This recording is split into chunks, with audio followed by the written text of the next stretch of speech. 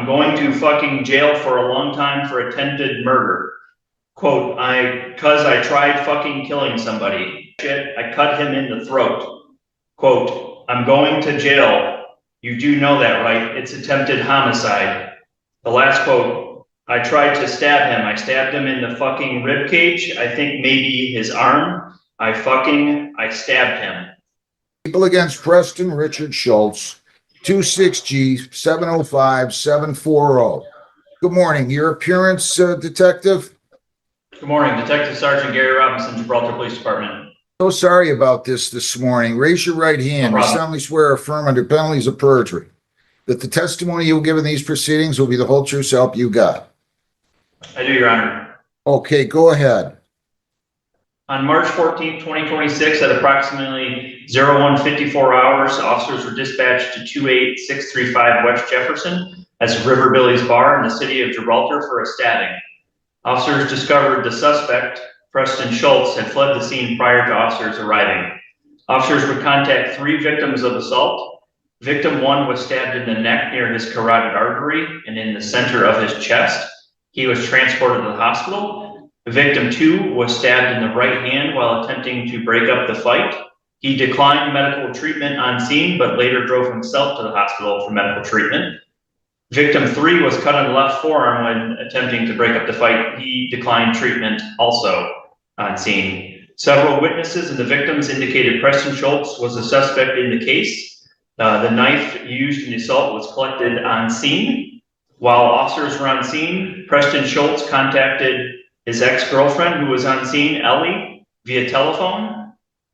Ellie advised she is the ex-girlfriend of Preston. Officer O'Danny's body cam captured the phone call and some of the statements that were said by Preston to Ellie. These are quotes from Preston. Ellie, I'm going to fucking jail for a long time for attempted murder. Quote, cause I tried fucking killing somebody. Quote, listen, I'm going to prison. Quote, after that guy said that shit, I cut him in the throat. Quote, I'm going to jail. You do know that, right? It's attempted homicide. The last quote, I tried to stab him. I stabbed him in the fucking rib cage. I think maybe his arm. I stabbed him. Officers instructed Ellie to attempt to get Preston to return to the area. Preston drove back to meet with Ellie at 29355 West Jefferson. That's Dollar General in the city of Gibraltar at 043 hours. Once Preston arrived, he was placed under arrest and transported to the Gibraltar Police Department for booking. The case was uploaded to the Wayne County Prosecutor's Office via Carpel. We received a warrant for intent to murder, great bodily harm, and then 3 counts of felonious assault. So tell me, Joshua Samuel Rose, what exactly, tell me again, I think, I could be wrong, but I think he was victim 1, right? He's victim 1. He was stabbed in the neck. Third on this victim or complainant on the information or on the complaint rather. What exact injuries did he sustain again? He was stabbed in the neck with a 2-inch gash, and then he was stabbed in the sternum. Okay. He was transported to the hospital. Go ahead. He was transported to the hospital. He was intubated for all of Saturday, and I believe he was released from the hospital on Sunday. And how about the other 2 gentlemen, Mr. Barsotti and Mr. Belmore? Barsotti, he declined treatment on scene. He showed up the next day. He was wrapped on scene. He showed up the next day at the hospital because he thinks there's nerve damage in his right thumb. The last victim has a small gash on his left forearm. He never received any sort of treatment. That was Belmore. That was Belmore. Based on your sworn testimony, the court finds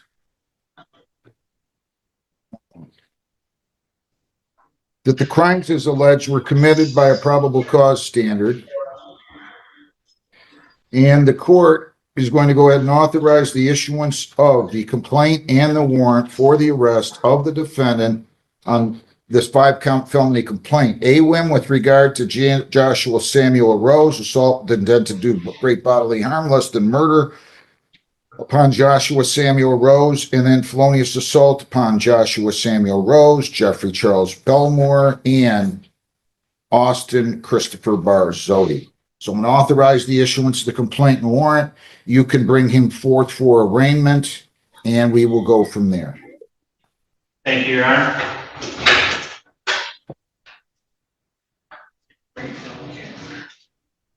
Box here.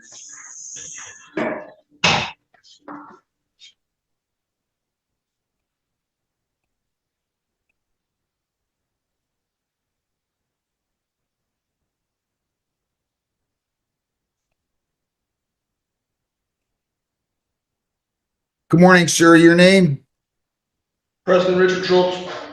your appearance? Good morning, Your Honor. Attorney Corey Westmoreland, hearing on behalf of Mr. Schultz. There is a 5-count felony complaint for purposes of arraignment. How does he wish to proceed? Yes, Your Honor, I did have an opportunity to speak with Mr. Schultz this morning regarding the charges, the maximum penalties, and all of his rights. He had no further questions for me, so at this time we are prepared to waive a formal reading of the complaint status made.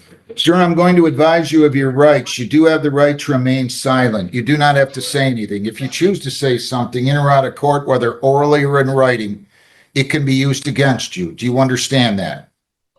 Yes, Your Honor. You have the right to be represented by your lawyer, not only today, but at all subsequent court proceedings. Also, if you ever choose to submit to question with law enforcement officials, you do have the right to be represented by your lawyer at that questioning. Do you understand that? Yes, Your Honor. You have the right to a probable cause conference within 14 days. At the probable cause conference, your lawyer will have the opportunity to discuss this case with the prosecutor at the preliminary exam. The people have to show, if it goes that far, that each of these crimes were committed and that there's probable cause to believe that you committed those crimes. If they prove that as to all 5 counts, you'll be bound over for further proceedings on all 5 counts. If they fail to prove that as to any one of these counts, as to any one of the counts that they fail to prove those probable cause requirements as to, that charge would be dismissed. Do you understand that? Yes, Your Honor. Probable cause conference will be March the 24th at 9:15. That's a week from tomorrow. Next Tuesday, 9:15, you'll be in front of Judge Hessen. She's assigned this case. And then March the 31 at 11, you'll be in front of Judge Hessen. So I'll listen to whatever anybody has to say regarding bond, and we will go from there. Counsel? Yes, Your Honor, I'd like to note that Mr. Schultz currently is residing in Brooklyn. He has no prior assaultive criminal history. He's not currently on probation or parole, nor does pending matters. And after speaking with Mr. Schultz this morning, he did assure me he would be appearing all future court days and understands the importance of doing so. I would just ask that all that be taken into account in assessing. Is this your address on US Highway 12? Yes, sir. Yes, Your Honor. Okay. Detective, what do you have to say? Any alcohol or drugs involved in this, on either one of these, particularly as it relates to the defendant? Your Honor, we don't have a PBT or blood, but I believe he was under the consumption of alcohol on the night. Okay. All right. What else what are you asking for? Your Honor, I'm asking for a high cash bond. I'm asking if he does get out, he is tethered. Also, no contact with victims. Specifically, no contact with witnesses Ellie Van Havel and Samantha Darnell. He did tell Ellie on the phone that he was going to kill Samantha Darnell, which is friends of Ellie Van Havel, which is his ex-girlfriend. Anything else? Not the subject. I'm going to lay out the bond conditions. You cannot leave the state without the consent of the court. You cannot violate any law or ordinance. You must appear in court as directed, starting with March the 24th.